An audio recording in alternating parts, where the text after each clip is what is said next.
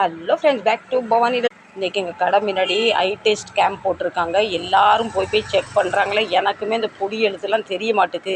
கண்ணுலேருந்து நீராக வலிதுன்னு சொல்லி நானும் போனேன் செக் பண்ணுறதுக்கு. எனக்கு அந்த ஃபஸ்ட்டு அந்த பிரச்சனைலாம் இல்லை. இப்போ அந்த பிரச்சனை கொஞ்சம் நாளாமே இருக்குது. நானும் போனேன், பொடி எழுத்து தர மாட்டுக்கு கண்ணுலேருந்து நீர் தானாக வலிதுன்னு. ஐ டெஸ்ட் பண்ணுறதுக்கு வெறும் 20 ரூபா வாங்குறாங்க. டெஸ்ட்லாம் பண்ணிவிட்டு அதுக்கப்புறம் அவங்களுக்கு இந்த பிரச்சனை அந்த பிரச்சனை சொல்லி கண்ணாடி வாங்கணும்னு சொல்லிட்டு கடைசி எனக்கு தூரத்து பார்வை பிரச்சனை இல்லை, கிட்ட பார்வை தெரியறதே இல்லை. கூர்ந்து பார்க்கும்போது தலைவலி வந்துடுது, கண்ணுலேருந்து நீராக ஓடுது. இந்த கருப்பு சட்டை போட்டிருக்காரு, அவர் தான் ஐ டாக்டர் போல். அவர் தான் எனக்கு செக் பண்ணார். சொல்கிறார், இப்படியே நீங்கள் உங்கள் கண்ணை வெட்டிட்டோம், உங்கள் கண்ணு வந்து சீக்கிரம் அவிஞ்சு போகணும்னு சொன்னார்.